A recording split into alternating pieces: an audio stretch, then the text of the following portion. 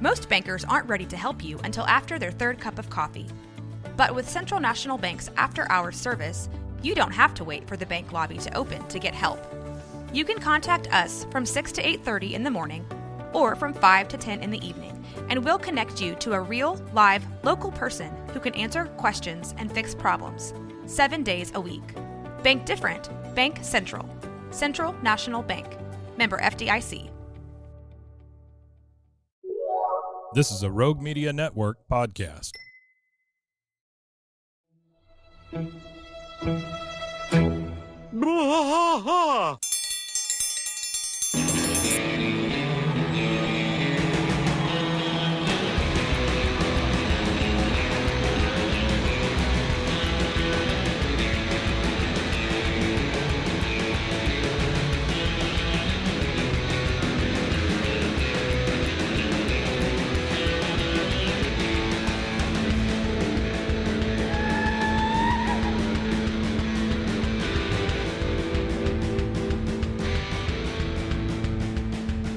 I tried to fight all through the night, deep in the heart of Texas.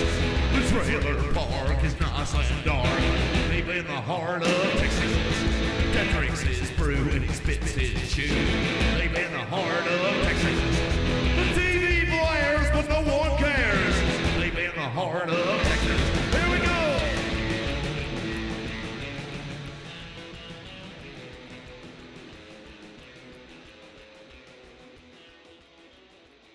Hey, uh-oh. I was going to say hi. I was going to do Duke Nukem's voice. Hi, I'm Duke.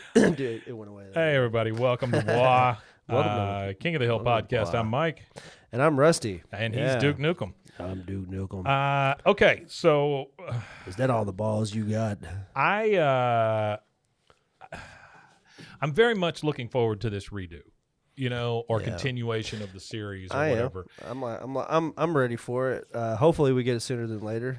So, but, greatness takes time. Yeah, absolutely. This guy, his name is Eric Eisenberg. Shout out to Eric Eisenberg. Yep. We're going to use some of your writing here. Yeah, he did an an article, and I think it's Cinema Blend. I think it's where it came from. Yeah, cinemablend.com. He says, Mike Judge's King of the Hill functions well in syndication as a vast majority of the 259 episodes.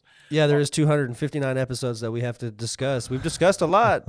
We still got a long way to go. He says the vast majority of them standalone stories don't make much of a dent in continuity, but that doesn't mean the series is wholly without arcs and character development. Audiences who watch the seasons in order see Luann Platter become more of an independent person, witness Joseph Gribble get hit by puberty, and get a conclusion in the conflict between Hank Hill and his hateful father, Cotton. That is my favorite wrap. We watch a lot of there's a lot of character development for sure.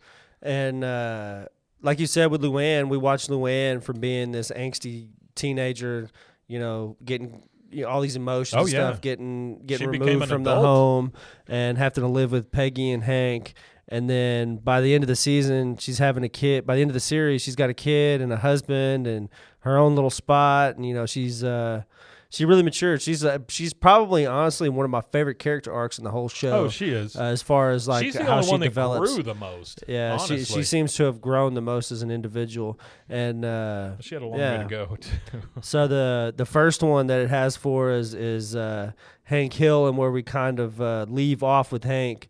Well, of course, he's like the center of the whole universe. The show is called King of the Hill, and he's the king of his hill. Never got to see him have a promotion. No, never saw him have a promotion. So as already mentioned in chat on the last episode that we recorded for Monday, he's assistant manager for the entire run. He never gets any promotion to manager. That's all he ever wanted. Like that. Well, that's all he ever wanted, but I don't think his ambition was to go further either, but also there's not really that much further to go in that company, but where he's at is the second-hand man of the whole show. Yeah. But he always catches so much shit because of Buck and from Buck. And that's like I said, assistants always get the first. Like shit rolls downhill, the assistant gets hit first. To be honest with you, Hank is the least rounded out character as far as like if you look at the whole 13 seasons. Yeah. With the exception of him dealing with Cotton's death. That's pretty much it. Well, he found out he had a brother. He goes through some stuff with his mom. He goes through a little bit of stuff But with his mom. As far as growth goes, it's not like he became manager. It's not like he, No, he said just screw propane. he or just went through anything the like show that. as Yep. Hank. Yeah, he he was was pretty just much Hank. the calm one. It says with Hank's dad being dead, a lifelong poison has been removed from his life, though he still has an awkward relationship with his mother, Tilly. He's known to fly into a blind rage once in a while, despite having attended anger management therapy, and he regularly gets frustrated with his family, but they are always his first priority. I mean, that's what you can say about Hank. He really didn't change a whole lot, so Hank's Hank. Yeah, Hank's Hank, and that's like in anything, you have to have a constant somewhere. Oh, yeah, sure. So the fact that he remains constant, that's because he's a pillar of the show where you have all the side characters like Peg, like I don't even call them really side characters. They're primary characters of the show, but like you said, the development of Luann and stuff like that. I feel like that's why you have all these changing pieces, and Hank just remains constant. Because without the constant, you can't recognize the growth in If everybody was just stagnant in the show, then there wouldn't, there would be no growth to observe whatsoever in the show and no development. Everybody would just be stagnant. So to have those moving parts around Hank, I think, is what really made the show great. Yeah, no, absolutely. The second one is Peggy Hill. He calls her the unbearable know-it-all. Yeah, which is I think it's pretty much the consensus. Her big changes as far as her character were basically all around her career. Yeah. Even though she broke every bone in her body. It says she has had many jobs throughout the series. Elementary school substitute teacher. She wants to be a full-time educator. She never gets that, right? I don't think she does. No, she lied. Have we done that episode yet where she lied about being a nun and she teaches at the school or whatever? No, that one was pretty tough. Yeah. She becomes a writer for the newspaper. That these days would get you on a list. Oh, heck yeah. She becomes a writer for the newspaper with her musings. She works as a real estate agent. Yeah, she does a lot of stuff. She's like she does the mid-level marketing stuff where she swindles I was gonna say Bobby, not Bobby. Bill. She swindles Bill into doing that MLM stuff. I forgot about that. Yeah, but as far as Peggy goes, she stays fairly constant, and I mean, she does want to be a great wife and mother, or at least that's what she says. Then we get to Bobby. He regularly demonstrates himself as a weird kid. As the guy says here, that boy ain't right. That boy ain't right. But he That's does a find Friday ways. episode of Bois. That's right. Yeah. But he does find ways to connect with his dad.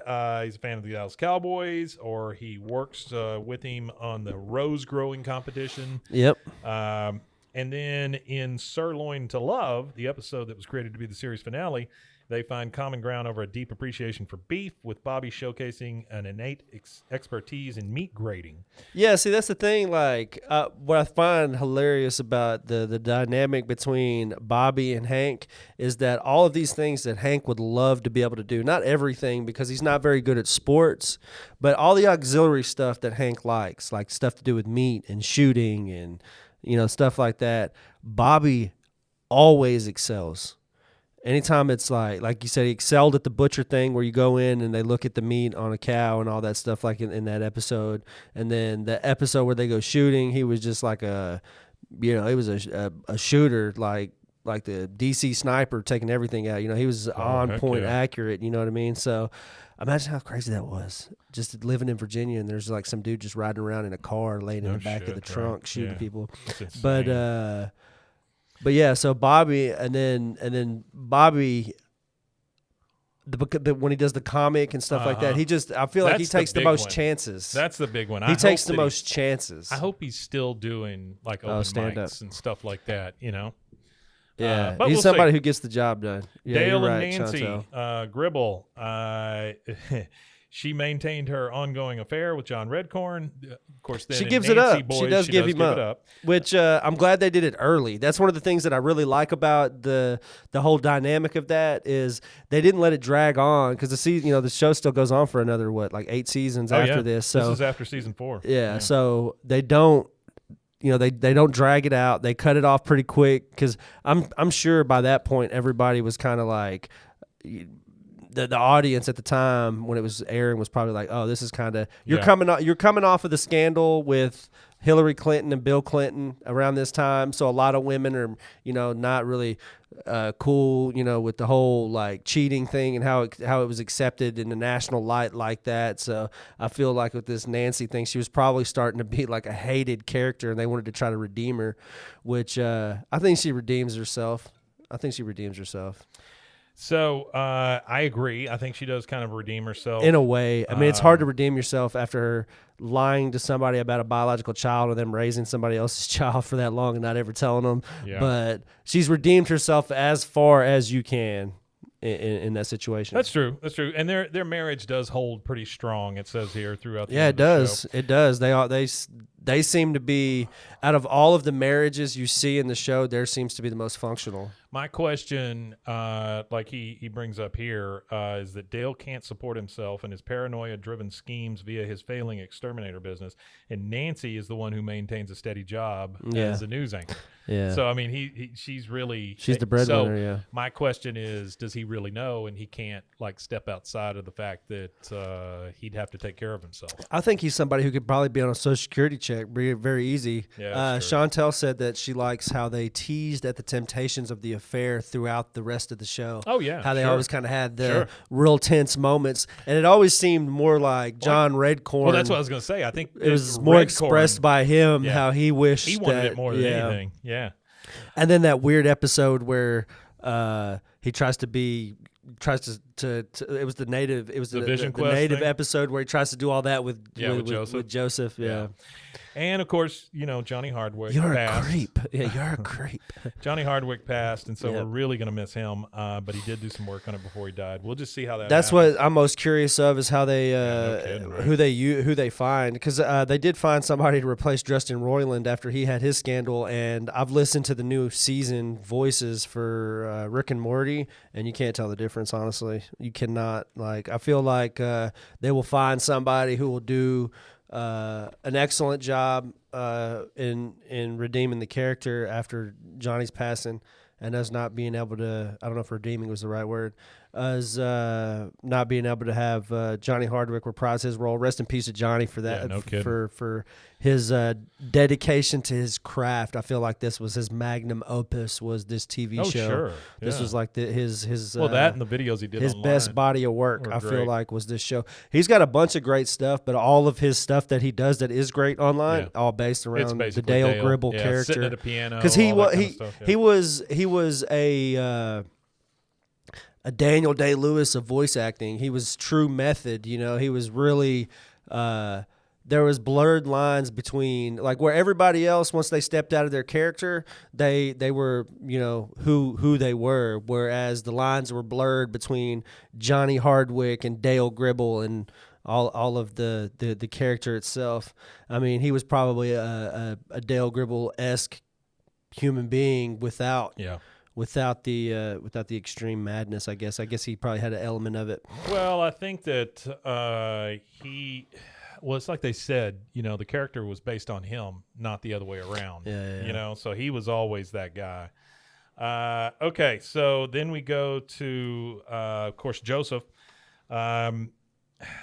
We all know that John Redcorn is his biological father. Yeah. We all know that Joseph is going to grow up to be this big, strong guy because, that's where his DNA comes from. Yep. However, as they mentioned here in the article, he's being raised by a psychopath that is Dale Gribble. I don't know if he's a psychopath, though. I don't know. Maybe. We do know that Joseph's not a smart boy. Joseph is not a little very stupid. intelligent. No, hormonal, very Yeah. hormonal. Well, he lacks social skills. Yeah. He's regularly overwhelmed by just his. It says I think his id body here, is but yeah. overwhelmed Yeah. with hormonal regulation. Yeah. It's Yeah, not yeah. regulating his hormones very What's well. crazy to me is that he never puts it together. Yeah. That Well, John 'cause there's- Redcorn could be his dad. There's some kids, I remember going through puberty in that age. There were some kids that were just they just smooth. It was just there was no real. Yeah. They didn't really go through voice cracking. It was just Sure. one day they woke up, their voice was. Yeah. One day Deep they and woke older. up, they were 6 Yeah. foot. One day that it was, and then some kids it just seemed like a painstaking process. All right, next. And I think that's the juxtaposition between Bobby and Joseph is Joseph is this really deeply insecure person going through puberty and stuff like that. absolutely, yeah. And Bobby is prepubescent, but he's still going through that. He's at that point where he's going through some of it, but he just glides through it kind of. It doesn't really affect him or bother him because he just stays Yeah. himself the whole Yeah. whole way through. He stays a Yeah. 12-year-old pretty much the whole time. Yeah. Next, we got Boomhauer. Boomhauser. And, honestly, they mentioned that this Boomhauer. is probably one of the most fascinating ones as far as the future goes. Because we don't know anything about Boomhauer other than he's a womanizer until season 13's To Sirloin with Love. Yeah, and there's a badge. Yeah, and that's the thing with the badge thing that Spoiler kind of alert. blows me away about him having a badge is all the criminal shit that everybody does. Well, I guess that's why nobody ever gets in trouble it's true. per se by the law because he's on the right side of it. This so. had to be just like a last-minute thing where there's like, oh, yeah, and Boomhauer's a Texas Ranger. But we see Yeah, I inside don't know. I'd like to hear the story on that we one. see inside his wallet. We understand that he's a Texas Ranger. They've never He is a mentioned it Texas before. Ranger. And like this article says, it does introduce a few plot holes, like you were saying. But if Hank or any of his friends or family members run into an issue with the law, it will be Boomhauer's time to shine. Next, we've got Bill, Army Barber. He is probably the most pathetic one on the show, even though I would put Dale up against that. Dale is, I mean, I don't know. I think Bill is. Of But course. nah, Bill's the most pathetic. Bill Dale has somebody who actually loves and cares about Yeah. him. I think Bill is pretty much on a lonely island. Bill is still hung up on Lenore until we got to one of the last ones, which was Hank and the Great Glass Elevator that we did. And he's kind of able to put that aside. And but then again, he never finds another relationship. Yeah, and I always like those episodes, Yeah. but I also hate them at the same time because no matter how close he gets, he always gets hung up on something. If it's not Lenore, it's something else, you know what I mean? Like when he got with Khan's mother-in-law, whatever it was, that episode. Yeah. And he always gets hung up on something. Like he can't ever just be happy with, like Ann Richards. Like, come on, like Bill, you was riding around in limos, you was having state dinners, like you were living like a king, and then all you could think about is some trailer park. And I'm not hating on trailer parks, but just some gutter snipe. Oh, like, yeah, just some absolutely. awful human being, and he's like hung up on that when he could have had Governor Ann Richards. What a class! What a class act! And then he finds about his family in Louisiana in a beer camp named Desire. I don't mean to interrupt you again, but while I was in Austin, there was Yeah. some there's a bunch of graffiti obviously sure. everywhere, and I have to. It's on my phone somewhere. I'm going to post it, but it was somebody had spray painted Ann Richards on something. Oh, really? Yeah, it was like a spray painted Ann Richards. It was really good too. It was That's like funny. Banksy quality. You know what I mean? It was like A1. You've been in Austin. They I'm got gonna some say really good something. graffiti art. I'm going to say something about Banksy. It's all just like templates and stuff. That's that it. he's He just doing. he does his templates. Well, because he's got to not be freeing fast. anything. Yeah, He's he's not got to be animating. fast. So Anyway, he finds out about his family in Louisiana during a beer camp named Desire. I didn't remember this part, that all of them die except for his cousin, Gilbert. I didn't realize they all died. that was the that was what that whole episode was about. Yeah, I guess so. But they're all dead.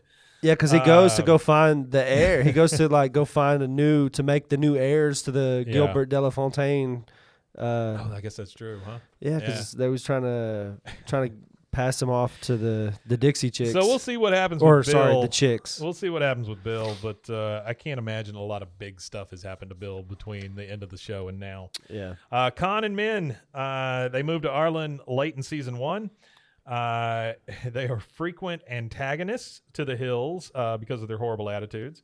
It is revealed later, which I do not like this episode. I don't know. I like to think of them as less of antagonists, more like anti-protagonists, because Yeah. I don't think they like hate. I don't think they really hate them. It's just like a keeping up with the Joneses things. I Sure. feel like Oh, at he's the big end on of the, that, yeah. I feel like at the end of the day, if there was like a serious situation, because look, Hank keeps Con at the house, Con Jr. Sure. and helps her whenever she was going through the change of life, and takes her to go get tampons or whatever it is, pads, whatever people use. I don't know nothing about all that, but whatever that is, we didn't have sex ed in school. We had abstinence programs. But that whole thing, so I really don't think that they they truly hate each other. I think it's just a neighbor rivalry where at the end of the day, if your house is on fire, I'm going to help you put it out. If my house is on fire, you help me put it out, kind of thing, you know? Yeah. I don't think they truly hate each other. I think that's what is so great about their rivalry is the enemy of my enemy is my friend. So they all Oh, sure. like he knows Yeah. Hank's the smartest one in the neighborhood. So out of all of his dumb redneck buddies. So the big deal with them, and like I say, the season 13, just another manic Conde. I'm not crazy about that episode. It feels like an add-on, which we Yeah. find out later it actually is. Yeah. He is very egotistical, self-destructive. Min is really hungry to socially climb amongst the people they know. Yeah, she is there. She's worried about a social ladder. But she does maintain a relationship, like they say here, more with Peggy and Nancy. And I think their relationship could be considered better. Maybe it's how women and men. It's the age old story about women and men. Where men, I'll sit here and tell you you're a piece of shit to your face. Sure. But women are catty and they'll, oh hey girl, oh that dress is beautiful. But then they'll turn around and be like, that bitch's dress was from the thrift store. You know what I mean? That kind of thing. Where guys are just really upfront with each other, how they feel about each other, and girls aren't as. So either they're really good friends or they're just really catty. So she maintains a relationship more so than Khan does with anybody else. But you know, as it goes, it becomes a little more friendly than terrible the way it started off. And then of course Connie, their daughter. The big question, genius. Yeah, the big question is here: will we see them together?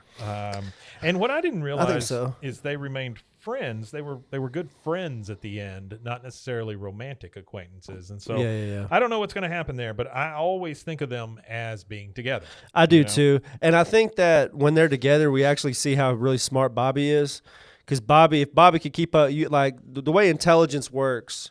For like my perspective of intelligence is it's not necessarily how well you can regurgitate information and stuff like that. It's generally more based on like creativity. How creative can you be when solving problems? How creative can you be in finding solutions to problems and stuff like that? And I feel like when Bobby and Connie and how they interact with each other, it shows Bobby is of higher intelligence than is perceived by like a lot of the writing that's done for him. Because Bobby is like this clown figure. Oh, but yeah. a lot of people don't understand that if you listen to a lot of comedians, like you can't be an idiot and stand on stage and make people laugh. You can't Comedy's be dumb tough. and do comedy. Comedy's hard. Comedy's very hard. And that's why I kind of got into listening to Shane Gillis is a historian. That was like his college degree is history. So he talks a lot on his podcast about history with like in a comedic way. And, like you could tell, like comedy's hard as it is, like, but like to be an idiot and do comedy would be twice as hard. So she, of course, we know all about her intelligence. We know about her violin skills, the pressure she's always under from her parents. And the only thing you worry about with Connie is burnout. And so I wonder if she's finally burned out and she's turned completely against all that stuff when the show happens or what happens. Yeah, I think so. All right, and then the last one's Luann and Lucky. Yeah, so that one's tough. I don't know. I don't know about that one. I don't know. She gets married to Lucky in season 11's Lucky's wedding suit, and then their daughter Gracie is born in season 13. Lucky See, Monkey Do. Which season 13 is like a throw together season because they cut it off the air before the season ended. Sure. So you get like the last 4 episodes of King of the Hill were thrown off into syndication. So they're both dead though, and that's going to make that's it the tough part. So Again, that's like that goes back to like with Johnny. How do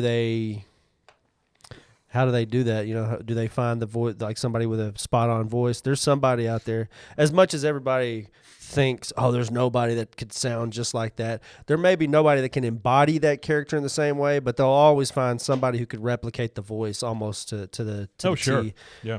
Mel Blanc died, and he did 100 voices, and they had to find 100 people to replace all the voices that he did. Because now, like, if you look at the list of who all the voices are for the Looney Tunes characters, it's like a huge group of people that do it. When it used to be just one dude sitting in there doing them all. I could always tell the difference. I can tell the difference. It's definitely a difference. I can tell the difference for all of those characters because his voice was, I don't know, it was just. I guess his imprint was left on each character, so like the warmth of it all and just his sound was just, I don't know. I guess we'll see. I don't know. Sure. I got good hopes for it. Oh, I think do it's gonna too. be all I right. do too. I think everything's gonna be fine. It's just making me very anxious to watch the show. Yeah, no, for sure. All right, you want to tell them where they can find us? Yeah, so that was Friday's episode of Bois. These boys ain't right. So you can find us at bwaaakoth.com, or you could find us at roguemedianetwork.com/bwaaakoth. One more time, if you get a chance to go over to Patreon and check us out, there's a $3 a month support you could help us out with. Just kind of keep the lights on and help us keep going. Yep. Also, remember the Monday episodes are on Spotify as video now, as well as on YouTube. And then you'll see these episodes, like the Friday and any special stuff we do. Yeah. Those will probably just be audio for the time being. We may get to the point where we're shooting everything, but we'll see. And if you stay tuned to our Instagram, we go live on Instagram for both the Monday and Friday episodes. We've just started doing that. I think it's like our third week of consistency doing it. So I'm going to try to keep doing it, and hopefully more and more of you will come and tune in and comment.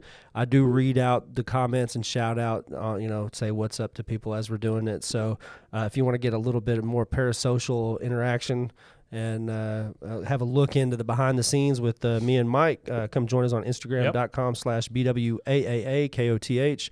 We usually record on Saturday or Sunday, midday usually. We just turn on the phone, put it in the bathroom, and go. So come hang out with us. We appreciate it. And I think that's a Texas-sized Wimatanye. That's it. Right. Wimatanye, indeed. Indeed, to you all.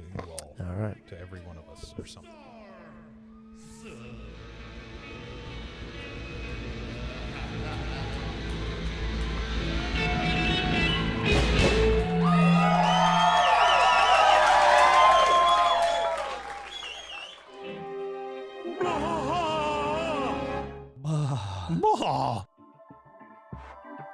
This has been a Rogue Media Network production.